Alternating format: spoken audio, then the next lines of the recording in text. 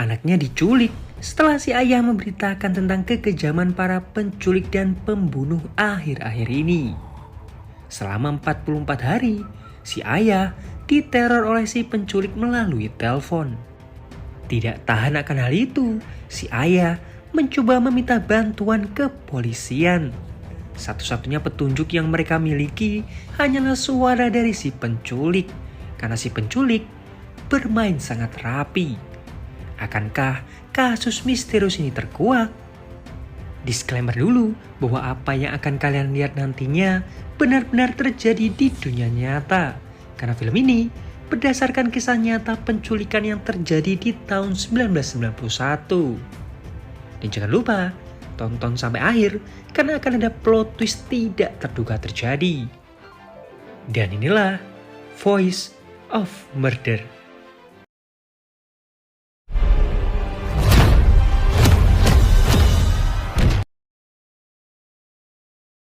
Seorang pembawa berita bernama Han Kyung-bae sedang membawakan berita tentang pemilu yang akan dilakukan. Di rumah, istri dan juga anaknya menonton berita tersebut.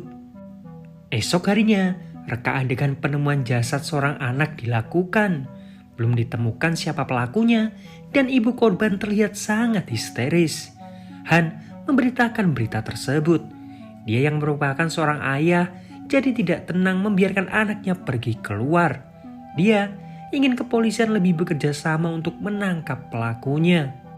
Selesai bekerja, Han langsung pulang. Dia membangunkan anaknya yang tertidur dan memintanya untuk bersemangat olahraga. Esok harinya, si anak yang bernama Sang-woo melakukan akupuntur. Si ibu juga menemaninya untuk berolahraga. Sebenarnya, Sang-woo terpaksa melakukan semuanya karena paksaan dari si ibu. Sang-woo sering menuliskan apa yang sebenarnya dia mau di sebuah buku diari. Dan di hari itu, si ibu membaca buku diari tersebut. Si ibu menuliskan bahwa Sang-woo pasti bisa melewati semuanya sampai tubuhnya benar-benar sehat. Sang-woo sendiri memiliki ruangan rahasia, tepatnya di basement apartemen. Di sini, dia bisa makan apapun yang dia mau dan bermain sesukanya. Sang-woo berakting menjadi pembawa berita seperti ayahnya. Selesai bermain, Sang-woo langsung kembali ke apartemennya. Cuma si ibu memergoki Sang-woo yang menaiki lift. Jadi dia meminta Sang-woo untuk kembali ke bawah dan naik melalui tangga. Sang-woo terlihat kelelahan, nafasnya terengah-engah. Bahkan dia menganggap bahwa si ibu sangat jahat kepadanya. Si ibu lalu memberikannya minum dan meminta Sang-woo untuk turun kembali ke bawah dan melakukan lompat tali. Sang-woo menolak karena dia sudah tidak sanggup lagi untuk berolahraga. Tapi si ibu terus menyemangati Sang-woo. Sang-woo akhirnya menurut meskipun dia terus saja mengeluh. Hari pun gelap, tapi Sang-woo belum mau kembali ke apartemennya. Tiba-tiba, sosok seorang pria mendekatinya. Si ibu juga terlihat masih sibuk dengan aktivitasnya. Sementara Han yang selesai siaran langsung pulang. Nah di sini, si ibu terlihat panik karena Sang-woo tidak terlihat dimanapun. Dia mencoba menghubungi orang-orang yang mungkin tahu keberadaan Sang-woo. Tapi mereka semua tidak tahu di mana keberadaan Sang-woo. Sebenarnya, si ibu berniat menghubungi polisi. Tapi Han bilang tidak perlu karena mungkin Sang-woo hanya bermain di luar. Jam menunjukkan pukul 12 malam. Sang-woo tidak juga pulang. Tiba-tiba, telepon berdering. Mereka berdua mengira itu telepon dari Sang-woo.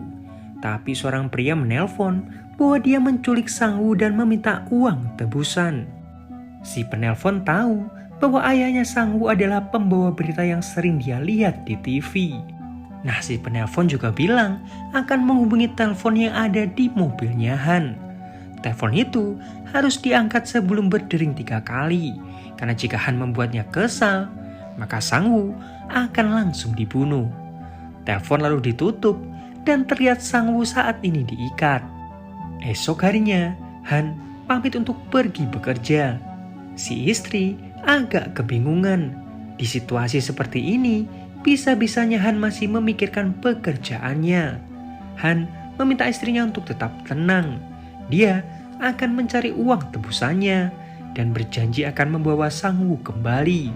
Cuma si istri diminta untuk tidak menghubungi polisi terlebih dahulu. Si istri mencoba untuk tenang dan melakukan aktivitasnya seperti biasa. Sementara di kantor, Han meminjam uang dalam jumlah yang besar. 20 jam berlalu sejak Sang Woo menghilang. Si penculik meminta Han untuk pergi ke bandara. Di rumah, si penculik juga menelpon istrinya Han untuk memastikan bahwa Han pergi sendiri.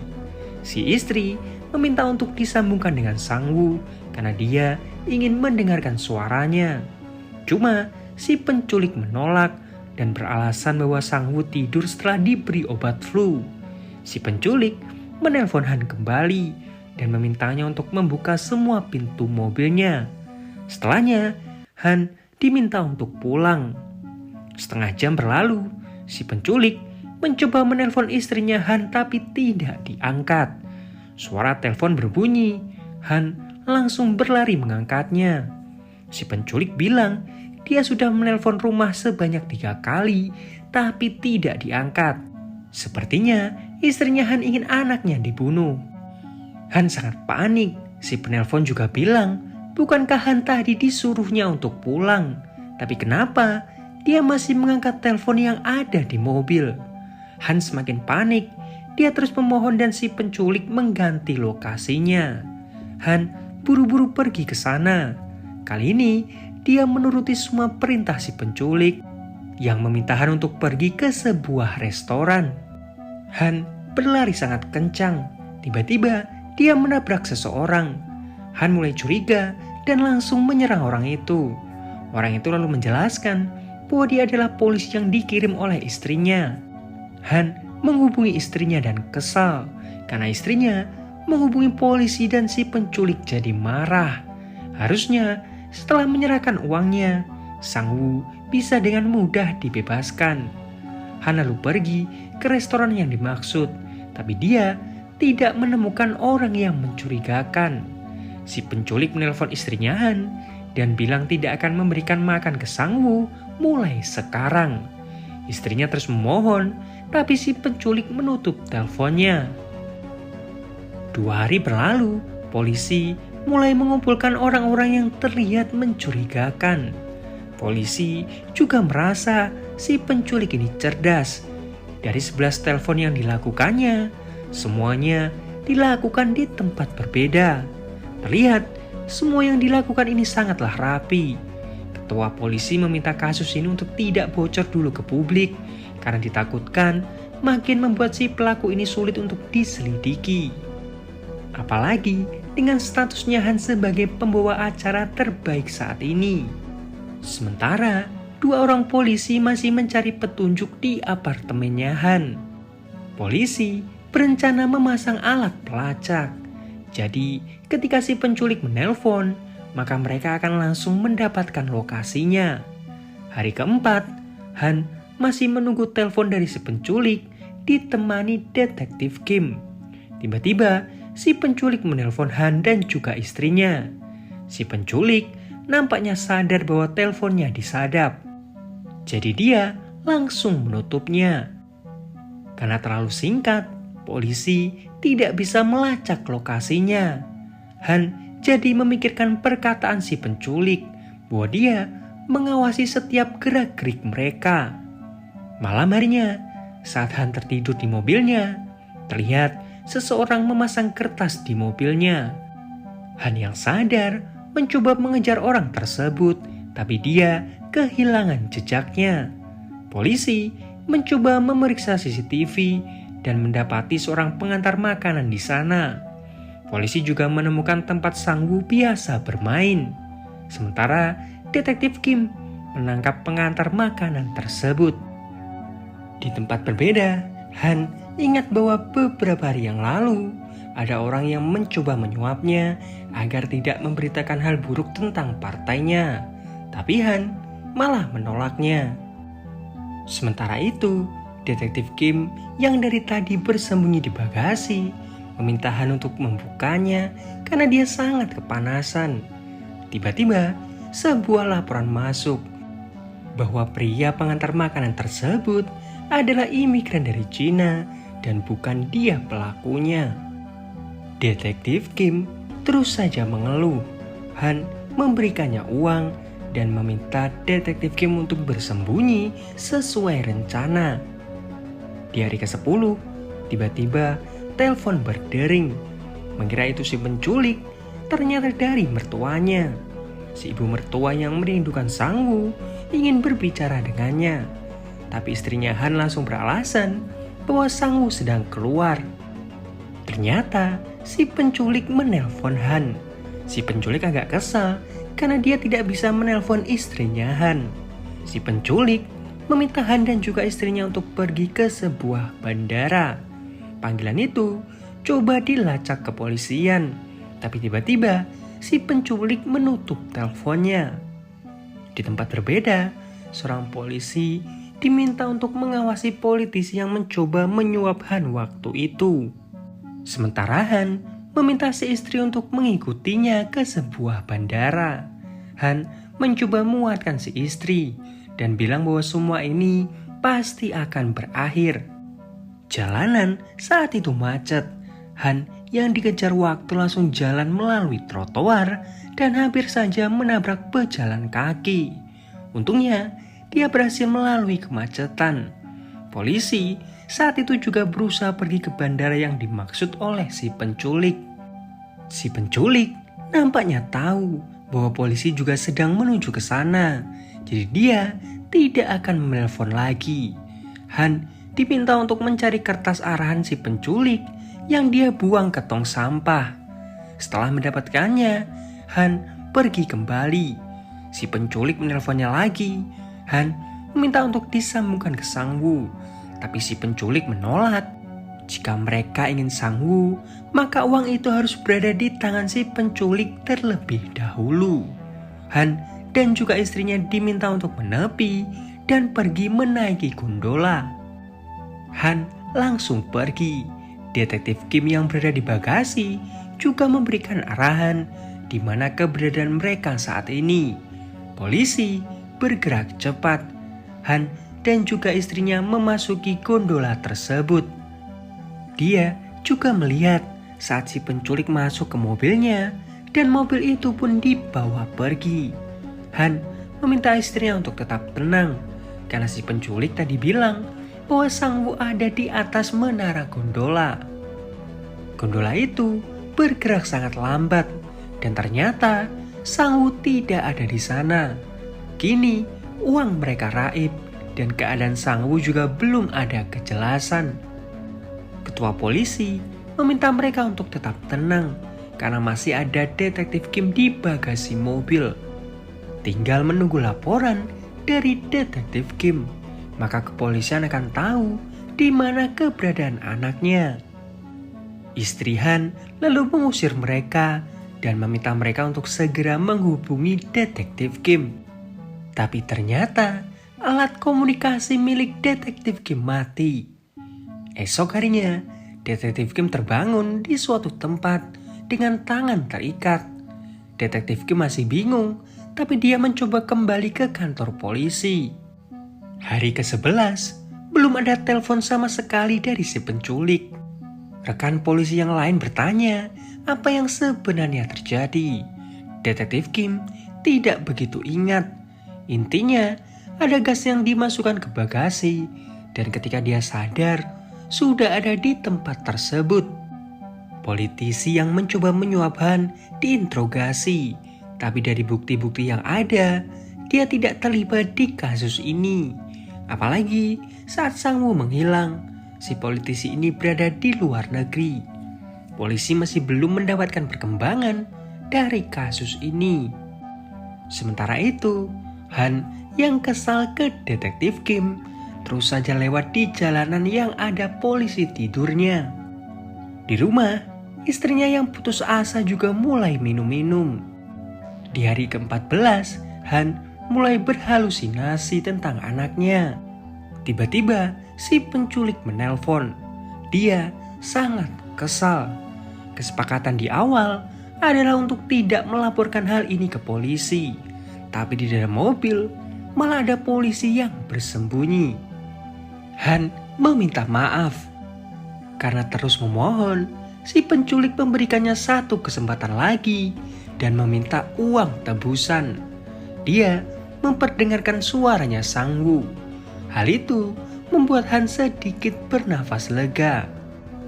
Di hari ke-16, si penculik tidak juga menelpon. Tiba-tiba sebuah panggilan masuk. Tapi itu ternyata dari anaknya Detektif Kim. Dia memberikan baju ganti karena ayahnya sudah 2 minggu tidak pulang. Hari ke-17, si penculik kemungkinan tahu bahwa Han masih bekerja sama dengan polisi. Jadi dia mengirimkan surat ke istrinya Han dengan giginya Sang Woo sebagai ancaman. Dia meminta istrinya Han berpakaian merah dan pergi ke tempat yang ditentukan. Sementara polisi sekarang memiliki alat baru yaitu pelacak suara. Diharapkan dengan alat pelacak ini mereka bisa tahu siapa penculiknya. Polisi yang lain mempertanyakan di mana keberadaan istrinya Han. Salah satu polisi bilang saat ini dia pergi ke gereja. Ketua polisi saat itu kesal dan langsung pergi ke gereja. Tapi ketika sampai, istrinya Han tidak ada di sana. Han sangat kesal karena polisi kecolongan lagi. Istrinya Han saat ini berada di sebuah taksi sambil terus memikirkan anaknya. Karena keadaan macet, istrinya Han lalu keluar dan berlari menuju lokasi yang ditentukan. Sementara Han tertunduk, dia mulai putus asa karena polisi tidak becus di dalam kasus hilangnya sang anak. Kembali ke istrinya yang mencoba mencari petunjuk dari tempat sampah. Si istri lalu pergi ke sebuah gedung. Dia mulai menaiki tangga. Nah di sini dia mulai mengingat Sang Woo yang setiap hari dia suruh menaiki tangga. Istrinya Han meminta maaf ke Sang Woo dan merasa sangat jahat kepada anaknya. Istrinya Han lalu pergi ke atas dan mencoba mencari petunjuk lain. Si penculik ternyata meminta uang tebusan lagi. Dan terlihat si penculik ada di belakangnya. Istrinya Han yang panik malah lupa password ATM-nya. Sehingga dia tidak bisa mengambil uangnya. Istrinya Han nampak kebingungan. Di tengah hujan yang sangat deras, si istri akhirnya pingsan. Esok harinya, beberapa jamaah gereja datang dan mendoakannya. Han terlihat sangat putus asa. Istrinya Han tersadar dan memberikan sejumlah uang ke pendeta dan memintanya untuk melepaskan anaknya. Han langsung mengusir mereka semua dari sana. Han termenung dan mengingat semua kenangan dengan anaknya. Di hari ke-19, polisi meminta beberapa orang mencurigakan untuk menulis. Tulisan itu akan dicocokkan dengan surat yang dikirimkan si penculik. Nah di sini ada satu orang yang tulisannya sama, yaitu temannya Han yang bernama Lee. Polisi juga mulai membuat sketsa wajah pelaku dari suaranya. Nah begitu sketsa ini diberi topi, sangat mirip dengan wajahnya Lee. Lee mulai dicurigai. Tapi salah satu analis berasumsi bahwa pelakunya lebih dari satu orang. 2 orang mulai diinterogasi. Han datang ke kantor polisi dan menanyakan keberadaan anaknya ke Lee. Han bahkan sampai bersujud dan meminta maaf. Dia memohon agar Lee melepaskan anaknya. Tiba-tiba polisi mendapatkan laporan bahwa si penculik menelpon istrinya Han dan meminta uang tebusan lagi. Artinya, Lee bukanlah pelakunya. Di hari ke-25, si penculik tidak memberikan kabar sama sekali. Han dan juga istrinya terus menunggu kabar dari anaknya. Sementara, analis yang memeriksa suaranya Sang Woo merasa ada yang aneh. Suara tersebut terdengar seperti rekaman. si analis langsung menghubungi ketua polisi. Polisi saat itu juga memberitahukan hal itu ke Han. Tapi Han seakan tidak menerima kenyataan itu. Sepertinya Han paham apa yang terjadi. Si penculik menelpon dan Han tidak mengangkatnya. Han di sini agak tegas. Dia menutup telepon dari si penculik. Si penculik menelpon kembali dan memperdengarkan suaranya Sang Woo. Suara itu sama seperti suara yang didengarkan Han dulu. Si penculik meminta Han untuk keluar, tapi Han menolak karena malam ini sedang hujan dan dia sangat lelah. Esok harinya, si penculik menelpon kembali. Han bilang dia sedang sarapan. Entah kenapa, si penculik menurut dan akan menelpon kembali setelah selesai sarapan. Si istri sangat kesal dari tadi malam. Han seperti mempermainkan si penculik. Bagaimana jika si penculik marah dan membunuh anak mereka? Istrinya meminta Han untuk berjanji membawa Sang Woo pulang. Han hanya diam saja. Dia berlalu pergi. Si penculik menelpon kembali. Dia meminta uang tebusan untuk terakhir kalinya. Si penculik meminta Han untuk menaruh tas berisi uang itu di sebuah komedi putar. Han bergegas pergi dan suara rekaman Sang Woo diperdengarkan terus ke Han. Han langsung tancap gas. Jalanan macet malam itu. Han yang tidak punya waktu lagi memutuskan untuk lari ke lokasi. Han pun sampai di lokasi. Karena ramai orang-orang yang bergerombol, Han mencoba menerobos masuk. Nah di sini ternyata si penculik tepat ada di belakangnya Han. Han langsung menaruh tas berisi uang itu dan melihat sosok anaknya di komedi putar. Tas itu langsung diambil si penculik. Dan ternyata yang dilihat Han hanyalah halusinasinya saja. Di hari ke-44, jasadnya Sang Woo ditemukan. Nah plot twistnya, ternyata Sang Woo sudah tewas 1 hari setelah diculik. Han dan juga istrinya sangat putus asa. Ketua polisi juga sangat marah karena mereka tidak berhasil memecahkan kasus ini. Detektif Kim meminta maaf ke Han dan bilang agar Han tetap semangat dan melanjutkan hidupnya. Esok harinya, Han melanjutkan pekerjaannya. Dia berusaha profesional. Dan di hari itu, dia harus membacakan berita tentang penemuan jasadnya Sang Woo. Han berusaha menahan air matanya. Sambil terbata-bata, Han bilang bahwa selama 44 hari, si penculik meneror keluarga korban selama 87 kali serta memerasnya. Meskipun keluarga korban meminta bantuan polisi, pada akhirnya Sang Woo juga ditemukan sudah tewas. Han lalu menangis dan meminta maaf ke semua pemirsa. Dia akhirnya bilang bahwa Sang Woo adalah anaknya. Han berharap apa yang dia alami tidak dialami orang tua di luar sana. Dia merasakan rasa sakit yang teramat dalam. Selama 44 hari, dia diteror dengan harapan bisa bertemu dengan anaknya. Nyatanya, anaknya malah sudah tewas setelah diculik. Han bersumpah akan menangkap si penculik suatu saat nanti. Dia memperdengarkan suara si penculik dan berharap di antara orang yang menonton ada yang tahu suara ini. Lalu diperdengarkan suara asli pelaku dan juga sketsa wajahnya. Kasus penculikan ini terjadi di tahun 1991. Tapi sayangnya sampai sekarang pelakunya masih belum tertangkap. Sementara kasusnya sendiri sudah kadaluarsa di tahun 2006. Dan film pun berakhir. Nah itu tadi alur cerita film Voice of Murder. Seperti biasa, like kalau kalian suka, dislike kalau enggak, subscribe kalau belum. Sampai jumpa di video yang lain. Dejum.